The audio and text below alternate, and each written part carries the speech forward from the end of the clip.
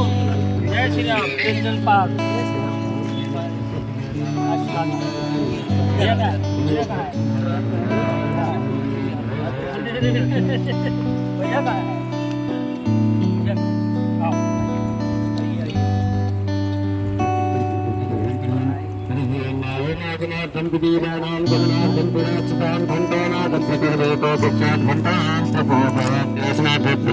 समर्पयामि।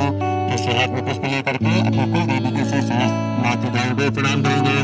हरिओम ओम आयं दैवे पुष्करं सगरमातरं पुरः पुरं चक्रोत्सहा।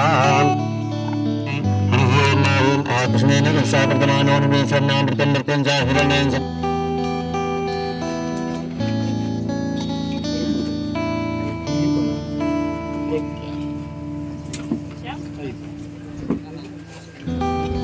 भैया राम सर क्या कहना चाहेंगे आज यहाँ पर महाराज जी और सभी आए हुए हैं, क्या पूरा प्रोग्राम है, थोड़ा डिटेल के साथ बताइए। नमस्कार आप सभी को, जय श्री राम। और अयोध्या से हमारे राष्ट्रीय कथाकार श्री चंद्रांशु महाराज जी आज पधारे हैं और यहाँ इनकी 22 से 21 कथा होनी है, उसी संदर्भ में कृषि रखी गई है। और विशेष कथा के यजमान ठाकुर साहब जो है उन्होंने अपने विशेष योगदान और जगह का हस्तला किया। तो सिद्धार्थ जी को भगवान राम का कोटि कोटि आशीर्वाद मिले। और भगवान अयोध्या से ही पधारे हैं, अयोध्या में हमारे मठ है हनुमान गुफा मंदिर, तो यहाँ पर एक विशाल यज्ञ होगा और उसका एक लक्ष्य चंडी राम कथा यज्ञ नाम दिया जाएगा, जो कि ताकि हम चाहेंगे कि सिद्धार्थ ठाकुर जी इस बिल्डिंग का भी नाम लक्ष्य चंडी रखें। क्योंकि हमने गोकुलधाम में एक लक्ष्य चंडी यज्ञ किया था, तो वहाँ पे एक बिल्डिंग लक्ष्य चंडी के नाम से बनी हुई है, जिसमें बड़े बड़े लोग रहते हैं, राम नायक वगैरह, और अच्छे रेट मिले। तो चाहेंगे इस कथा के बाद सिद्धार्थ ठाकुर को यहाँ अच्छे से अच्छा जय श्री राम। मेरा नाम निरंजन पाल।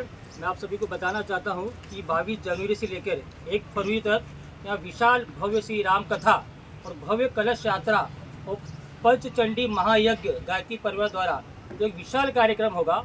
और जो कलश यात्रा जो होगी उसमें 10,000 से ज़्यादा महिलाएं जिसमें भाग लेंगी और एक भव्य कार्यक्रम पूरे पालघर जिला में इससे बड़ा कार्यक्रम आज तक न हुआ है न होगा। ऐसा कार्यक्रम हम प्रभु की कृपा से और हमारे दादा सिद्धार्थ ठाकुर जी की कृपा से, महाराज जी के, हमारे भैया राम कुमार पाल जी के और हमारे कार्यकर्ता और हमारी पूरी टीम इसमें पूरी मेहनत कर रही है। और ये कार्यक्रम एकदम अच्छे से पार हो, इसमें आने वाली सारी बाधाएं दूर हो, इसके लिए आज हमने यहाँ पर भूमि पूजन भी किया है। और इस कथे से आम जनता को, सभी लोगों को इसका पुण्य मिले और सभी की मनोकामना पूरी हो, ऐसे हम प्रभु के चरणों में प्रार्थना करते हैं कि इस कथा से जो कथा सुनने आएंगे और जो घर पे बैठ के सुनेंगे, इसके ऊपर लाइव होगा कथे का, और सभी को इसका पुण्य मिले, सभी की मनोकामना पूरी हो और सभी के कष्ट संकट इस कथे से दूर हो।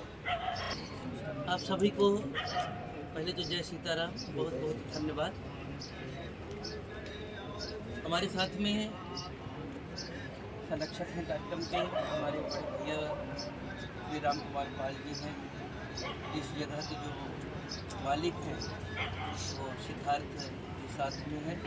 कार्यक्रम के संयोजक निरंजन पाल जी आपके साथ में हैं, जिनको आप लोग सुन रहे थे। मुझको लगता है कि अपने आप में 22 जनवरी एक ऐतिहासिक दिन है। जैसे भगवान राम की प्रागट्य उत्सव का दिन रामनवमी है, वर्षों से जिस तरह से हम लोग मनाते आ रहे हैं, वैसे ही 22 जनवरी भी है, क्योंकि भगवान राम का 14 वर्ष का वनवास और उसमें जितनी विघ्न थी, समुद्र पर सेतु बनाने तक को लेकर के, रावण को मार करके रावण दहन तक, फिर राम राज्य की परिकल्पना की। लगभग इस कलयुग में 550 वर्षों तक भगवान राम की मंदिर तोड़ने के बाद में भी, और मुझको लगता है सांस्कृतिक लड़ाई की सबसे बड़ी जीत के रूप में राम मंदिर हम लोगों के सामने है।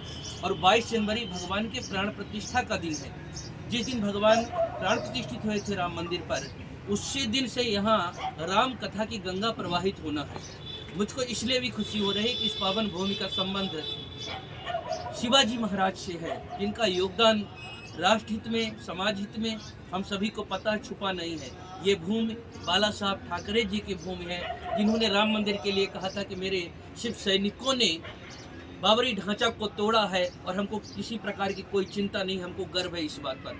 तो निश्चित तौर पर कह रहे हैं कि राम मंदिर का निर्माण अभी चल ही रहा है, पूर्ण नहीं हुआ है। राम मंदिर का निर्माण केवल मंदिर का निर्माण नहीं है, राष्ट्र मंदिर का निर्माण है। और वो पर्व, वो ऐतिहासिक क्षण जिसको पिछले साल 22 जनवरी को भगवान प्राण प्रतिष्ठित हो रहे थे, देश के यशस्वी प्रधानमंत्री जी उसके प्राण प्रतिष्ठा में सम्मिलित थे। प्राण प्रतिष्ठा में कहीं न कहीं उनका हाथ लग रहा था, मुख्य यजमान थे। हमारे प्रदेश के यशस्वी मुख्यमंत्री योगी आदित्यनाथ जी उसके साक्षी थे और हम सब वहाँ खड़े होकर के साक्षी थे, देख रहे थे, उसमें व्यवस्था में थे, दर्शन कर रहे थे। और उसी समय वार्षिकोत्सव जब चल रहा भगवान राम का प्राण प्रतिष्ठा का, उसमें ये राम कथा का शुभारंभ हो रहा है। तो जो मेरी मूलभूत अवधारणा है, सर्वे भवन्तु सुखिनः सर्वे सन्तु निरामया सर्वे भद्राणि पश्यन्तु मा कश्चित् दुर्भाग् भवेत्। हम सब सुखी, सबको सुखी करना चाहते हैं, सबको निरोगी बनाना चाहते हैं, हम सभी का कल्याण करना चाहते हैं। और हमारा जो सूत्र है वो वसुधैव कुटुम्बकम, पूरे पृथ्वी को ही अपना कुटुंब परिवार मानते हैं। तो सर्व कल्याण, सर्वजन हिताय, सर्वजन सुखाय की भावना को लेकर के ये राम कथा की गंगा प्रवाहित होगी। और आप जानते हैं राम कथा कलिकामत गाई, कामना, कामत का मतलब है संपूर्ण कामनाओं को पूर्ण करने वाले। किसी प्रकार का कोई कामना है तो ये कथा उसको भी पूर्ण करती है, किसी का कुछ भी मनोरथ है ये कथा उसको भी पूर्ण करती है। और एक बात यहाँ के लोगों को लगता है, यहाँ जनजीवन ज़्यादा भाग रहा है, ज़्यादा कहीं न कहीं व्यस्तता बनी हुई है।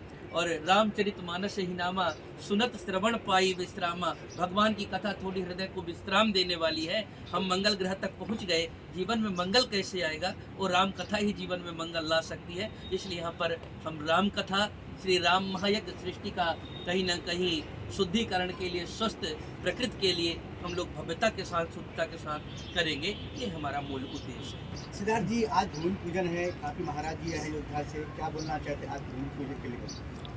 जरूर मैं अभिनंदन देना चाहता हूँ और क्या कहना चाहता हूँ राजकुमार जी, निरंजन, एक परिवार जैसे हम विराट जैसे वादा सुखारा, मेरी गांव का नाम पहले सुरपरत था, सुरपुर ऐसा करके हमारे गांव को जाना जाता था। बहुत प्राचीन देश है और देश का चंद्रगुप्त मौर्य डायनेस्टी से ये चालू आते हुआ है। देवों की भूमि का बोला गया है हमारे परिसर। इधर भद्राचार्य जी, राम भद्राचार्य जी आए, अभिगुरु जी आए। ये बहुत पावन अवसर है कि हमें भी इस चीज़ का कोई छोटा सा भाग,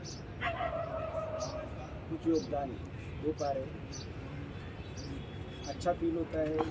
सब लोगों को मैं आग्रह करूँगा कि इसकी संगीत मिल जाए, और जैसे मैंने बोला अपनी लाइफ में ठहराव लाए, शांति लाए, ऐसे ही मैंने काम करता हूँ।